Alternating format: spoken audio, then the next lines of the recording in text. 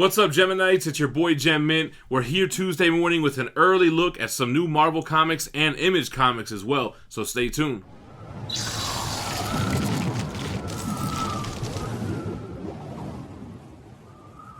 Alright guys, before we get started, let's pay some bills. This video is sponsored by ThatSpidermanBooth.com. They have $30 mystery boxes where you're guaranteed 5 comics of equal or greater value. Use the code GemMint to get $10 off, one time per customer. The grand prize that's going to run until the end of today is this Amazing Spider-Man 129, graded at a 5.0 by CGC, first appearance of Punisher. So you gotta jump into that mystery box today, and it will end Wednesday morning. Guys, you know Marvel has been sending us some early copies for review, but now we also have some Image comics that we can review early as well. The only thing with those is that they're sent via PDF, so I'll have to pull up the laptop so I can recall what I read. We're going to go ahead and keep this spoiler free. Let's just jump right into it. So, Ravencroft #1. I was pretty excited when I got this actually last week, but I wasn't able to talk about it until today. So the Ruins of Ravencroft, which has spawned out of Absolute Carnage, has been setting up this Ravencroft series. I'm not sure how many issues this is going to go, but it's written by Frank Thierry, and the artist is Angel Unzueta. So I really liked the Ruins of Ravencroft, and I liked this Ravencroft #1. So if you think about it, Ruins, because it was destroyed during Absolute Carnage, and they go into the past, and they see how it's tied in with the Cletus Cassidy family and the Dr. Ravencroft family. So now it's just Ravencroft because it's been rebuilt. It is now a high-tech, state-of-the-art, I don't know, Arkham Asylum, right? For the lack of a better term. What was interesting about this book is who is running it under Mayor Wilson Fisk. So it's kind of like an inmates running the asylum type of thing. No spoilers, but that's pretty much what's going to happen here. I'm really digging the Ravencroft stuff, man. I like it better than Absolute Carnage, actually, so pretty dope. Alright, so we have Avengers of the Wastelands #1. So this kind of takes place in the Old Man Logan universe, and not the original one by Mark Millar. This one, it seems to spawn out of that more current Old Man Logan run, which I missed. I didn't get to read. Ed Brisson is the writer. Jonas Scarf is the artist. So if you had a problem with Jane Foster's Thor, you're probably not going to like this either, because you have a lot of race swap, gender swap characters, but I gotta be honest, this reads really well, and it's really fluid. I really enjoyed this. Basically, you have the daughter of Luke Cage and Jessica Jones picks up Mjolnir in the future. She has the power of Thor. You have somebody else found Ant-Man's helmet among the ruins and has taken up the mantle of Ant-Man. And you have Bruce Banner's son as Hulk, who really is just Hulk the whole time. What's dope about this book, first of all, it reads very, like I said, fluid, and you have Dr. Doom being Dr. Doom. Like, he is absolute villain in this run, in this issue, and it works really well. Get a nice little cameo at the end here, and it looks like it's going to be an interesting read. I'm down for this, and I would have never picked this up had Marvel not sent it, so I'm kind of happy that they sent it. And I feel the same way about this issue right here, Weapon Plus, World War IV. So I wasn't going to pick this up because I thought it was going to be like, I don't know, that Weapon H stuff or whatever, which actually, I think it does tie into Weapon H in the back. But this was a dope-ass Man-Thing story, and it read so well. Very Swamp Thing-ish, but, you know, it's kind of a similar vibe. I really dug this. This was Benjamin Piercy and George Jeanty. And I guess I should have noticed it's like a Man-Thing type of character, but with like a huge BFG on the front here. I really liked how this read. I'm not familiar with the original Man-Thing run, so I don't know if this is the same guy. I get the feeling it's not, but it's like the Super Soldier program when they were trying to duplicate Captain America. You know, Weapon X ended up being Wolverine. Weapon Plus, I think this was Weapon 4, ended up becoming Man-Thing. But this was a great read. It has a backup story called Brute Force, which is like some kind of 90s cartoon kind of vibe. Like these animals that are like armorized and they're smart. You have like this dolphin character and you have like this falcon character. I don't know. I wasn't really digging it. That was by Ryan Caddy and David Blatterone. But I dug Weapon Plus, man. And this was another one. I wasn't going to pick this up. It wasn't in my pull.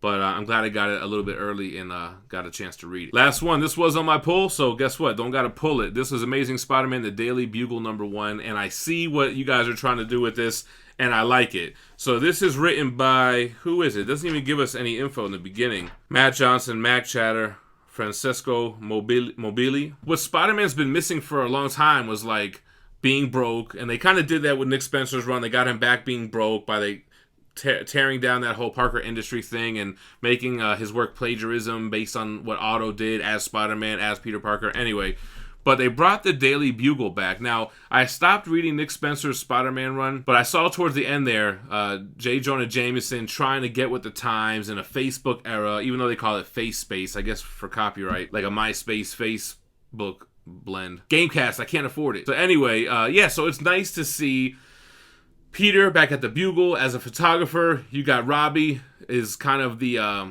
main guy here. You don't even see Jonah. And Robbie's niece is like a new up-and-coming journalist who's he's trying to get Ben Urich to kind of show her the ropes. Hold on, is it Ben Urich or is it Ned Leeds? Yeah, Ben Urich. So I really enjoyed this. It's a 5-issue miniseries. I'm down for it. They are kind of trying to get the Bugle back on the map. They're a small-time paper now because they're like, they used to be the big dog in New York. Now they're a small fish in a big lake, whatever. And they're trying to get good stories. They're trying to bring back what made the Bugle great. They're trying to make the Bugle great again. Anyway, I liked it. I enjoyed it. Hell of a lot more than I enjoyed Nick Spencer's run. All right, so Image. Man, Image, I like how they do this. They send out this PDF file that has the new issues for the week, and it has trade paperback. So it has the entire Jason Aaron Sea of Stars. And I think I read 3 or 4 issues out of this. Sea of Stars is kind of like Finding Nemo in space, but space also feels like the ocean in this run. And you basically have this father and son that they get separated, and the son finds out that he's able to breathe in space, and he actually has powers, and there's all types of hijinks. It wasn't really for me, but I love Jason Aaron, but it was cool to get the trade paperback. I'm interested to see what kind of stuff we get in the future. All right, so the first book we got was On the Stump, issue number 1. I'm trying to see who is the creative team here. This was the last issue that I read because I thought I was going to like it the least, and I liked it the most. It's like this weird world where politicians win debates by fighting each other. This is the most violent, the most swear words that I think I've ever read in a comic, and it really worked. It was so fun to read. It was freaking violent as hell, bloody fight scenes everywhere. It's like, I don't want to say it's a political book because they don't really talk about any issues. They're just fighting because that's how you win. That's how you get a bill passed. So it was a really fun read. Brown, Prenzy, and Coles. I can't find the first names, but I really liked On the Stump, man. I thought it was dope. All right, then you had Protector number 1. Roy Benson, Trakanov, Wordy, Oatsmain, and El Hadu. I'm sorry, I probably butchered all those names. Protector 1, I liked Protector 1. I thought the art was a little bit clunky. It wasn't like the best art style, but I really liked the premise. This takes place in the year 3241. So the 31st century, or was it the 33rd century? And, you know, we're so far into the future that it's like reverted back to the past, and it's dealing with tribes. I really like this last kind of couple of pages where it shows you a map of the countries, and you can see how much America has like got smaller. There's no more Florida. California's all messed up because this is in the future, and obviously something happened. But you have these tribes, and then you have this girl that stumbles upon kind of like this spaceship and ends up awakening this big robot thing, and I guess this is going to be the Protector. So it's interesting. I like the concept so far. I'm interested to see where it goes, but it seems pretty fun. Then we have Tartarus number 1. Tartarus is by Johnny Christmas and Jack T. Cole. This was a super long issue, but I tell you what, I kind of liked it. It really had like, and Phoebe will love this, it had like a Fifth Element vibe to me, like the type of artwork. It also feels very futuristic. You have this prison of these 8 levels, and then you have this escape convict. I don't know, they get out, and you get the idea that she's kind of the leader of some type of rebellion. And we get a flash forward years into the future, like 17 years later, and not to give it away, but one of her descendants is the main character in the story. And when it's found out that she is a descendant of this person, it doesn't work out too well for her. So that's kind of the premise of this without really giving out too much. I did like the art style better on this one than I did Protector. And I thought this was interesting. It was really long, but it didn't really feel like a long read. It was actually a pretty fun read, to be honest. It also kind of has like a Mobius vibe, like an Inkle vibe, to be real. Like even like some of these panels where they have all the little people on the bottom. Maybe I'll show this panel on screen here to give you an idea.